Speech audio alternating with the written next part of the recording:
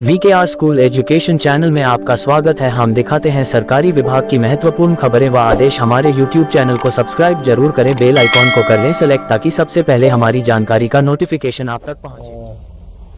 इस समय की सच्चाई पर आधारित ये फिल्म है जो हमारे देश में एक ऐसा वातावरण जो बना था जिसको साफ करने में महत्वपूर्ण भूमिका निभाएगा। निवेश को आकर्षित करने के लिए मुख्यमंत्री जी इंग्लैंड और जर्मनी की यात्रा करने जा रहे हैं। इसके पहले आप सबको मालूम है कि रीजनल इंडस्ट्री कॉन्क्लेव हुई,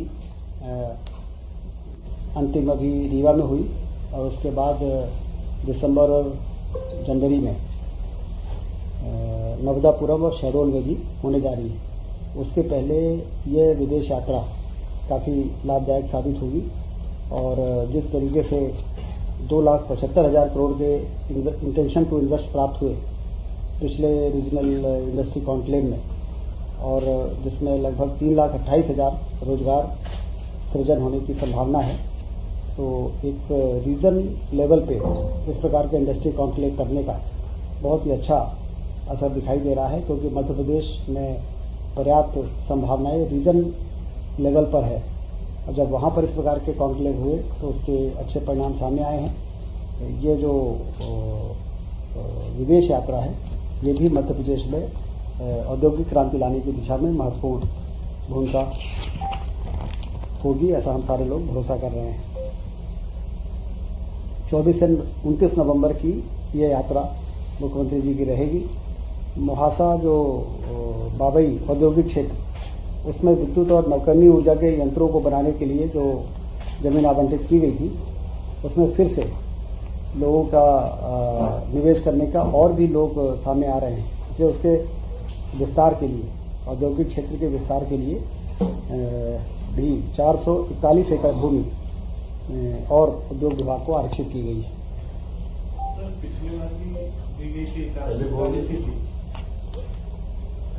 441 एकड़ भूमि मोहासा औद्योगिक क्षेत्र में विद्युत नवकरणीय ऊर्जा यंत्र बनाने के लिए उद्योग के लिए आरक्षित की गई थी। राज्य सरकार के इस निर्णय के क्रम में 26 उद्योगों के ऑनलाइन इन्वेस्ट करने के जो प्रस्ताव प्राप्त हुए, जिसमें 25,000 करोड़ के निवेश की संभावना है। अत्यधिक उत्साहवर्धक रिस्पांस के दृष्टिगत अधिक भूमि उक्त प्रयोजन के लिए प्रदान करने हेतु अतिरिक्त भूमि आरक्षित किए जाने का प्रस्ताव 3 दिसंबर की मंत्रिमंडल की बैठक में स्वीकृत करने का प्रस्ताव किया जाएगा। तो उसमें एक्चुअल में कितनी और जमीन आरक्षित होगी वो फिगर सामने आएगा।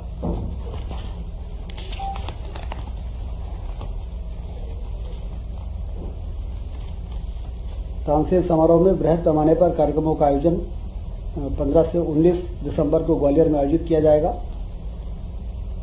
गांधीनगर में गुजरात सरकार के साथ जो चर्चा हुई उसमें सीएम डैशबोर्ड, गिफ्ट सिटी तथा रिवर साइड डेवलपमेंट का अवलोकन किया गया है। गुजरात की बेस्ट प्रैक्टिसेस को मध्य प्रदेश अपनाएगा। ऊर्जा दक्षता एवं नई तकनीकों को समझने में ऊर्जा विभाग IIT तथा IIM से MOU करेगा।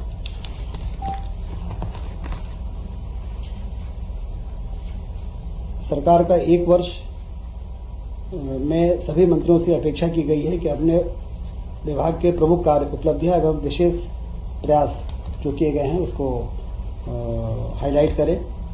अपने विभाग के अगले सालों की प्रमुख योजनाएं और 5 बड़े काम भी चयनित कर उनके क्रियान्वयन की दिशा में उसकी रिव्यू करके और उसको प्रस्तुत करने का भी आग्रह मंत्रियों से किया गया है। प्रभार जिले के विकास योजनाओं तथा परियोजनाओं की वृहद रिपोर्ट लें ताकि जनता के सामने इन विषयों को रखा जाए, ये भी मुख्यमंत्री जी ने निर्देश दिए हैं।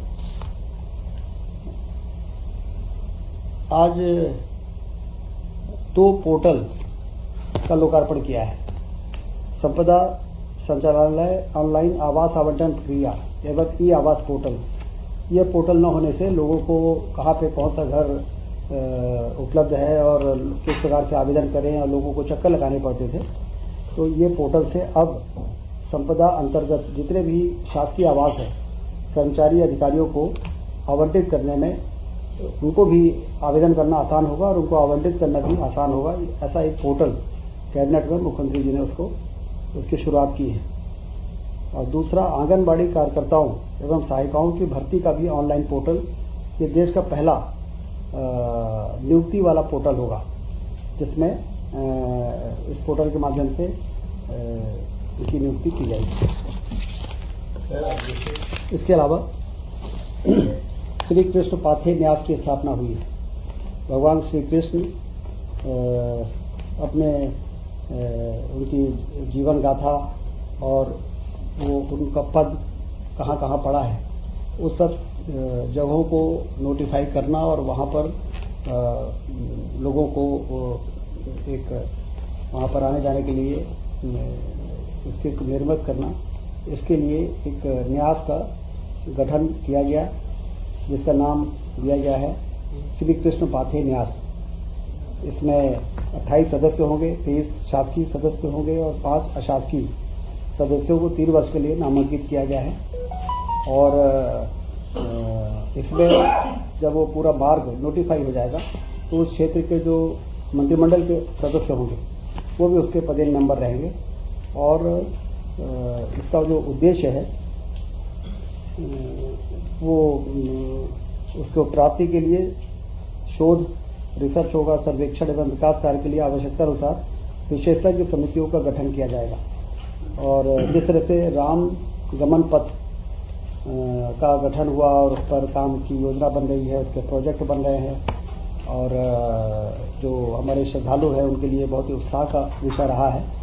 कृष्ण पाथेय न्यास भी बनने के बाद हमारी जो सांस्कृतिक धरोहर है और जो हमारी सांस्कृतिक मान्यता है, उसके पुनर्स्थापना में यह जो निर्णय आज हुआ है, ये बहुत ही महत्वपूर्ण भूमिका निभाएगा। स्वास्थ्य विभाग में 209 नर्सेस की भर्ती का निर्णय भी हुआ है। व्यापम से इसकी नियुक्ति हो चुकी थी, लेकिन चयन सूची से उनके पोस्टिंग नहीं हो पाई थी, क्योंकि 1 साल के अंदर जो जीएडी का सर्कुलर था उसके अंदर उनकी पदस्थापना हो जानी चाहिए थी। तो कैबिनेट ने उसको छूट दी है, क्योंकि नर्सेस के पद खाली हैं और इसलिए वो 1 वर्ष के बजाय 2 वर्ष होने के बावजूद उसमें जो छूट की जरूरत थी वो आज कैबिनेट ने छूट दी है और 209 अभ्यर्थियों को भर्ती करना का मार्ग प्रशस्त हो गया है। उज्जैन जिले में Ingoria Unhel 23.71 kilometre 2 lane with paid shoulder 10 metre चौड़ी सड़क 127.63 करोड़ की जो एमपीआरडीसी के माध्यम से विकसित होना है, उसकी अनुमति भी आज कैबिनेट ने दी है। कुल मिला के ये सारे विषय पर आज चर्चा हुई है, तो बहुत ही सार्थक बैठक कैबिनेट की संपन्न हुई।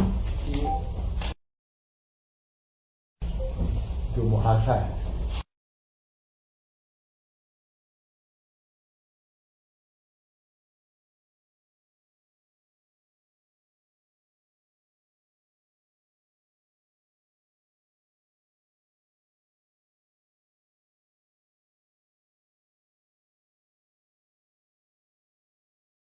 जमीन में से तो जो पहले वहाँ पर एक बड़ी कोका कोला कंपनी को जमीन आवंटित हुई थी और बाद में जब वो कंपनी निवेश नहीं कर पाई तो उसी जमीन में 441 एकड़ दिया था ये रिन्यूएबल एनर्जी के इक्विपमेंट बनाने के लिए और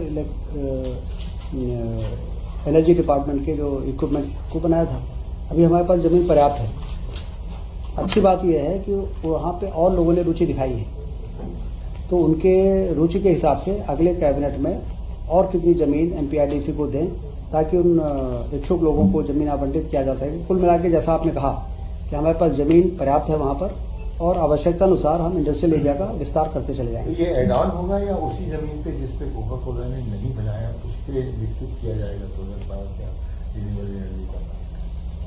मुझे ऐसा लगता है कि जो ज़मीन मुहासा इंडस्ट्रियल एरिया की पहले दूसरे पर्पस के लिए दी गई थी, अब वो इस इक्विपमेंट मैन्युफैक्चरिंग रिन्यूएबल एनर्जी अतिरिक्त कोई भूमि उसमें अतिरिक्त, अब यदि उसके बाद भी कोई अतिरिक्त जमीन की आवश्यकता पड़ेगी तो सरकारी जमीन तो उद्योग विभाग को सरकार देती है और उद्योग विभाग उसको डेवलप करके इंडस्ट्रीज को देता है, या तो डेवलप लैंड देता है या अनडेवलप लैंड लेता है।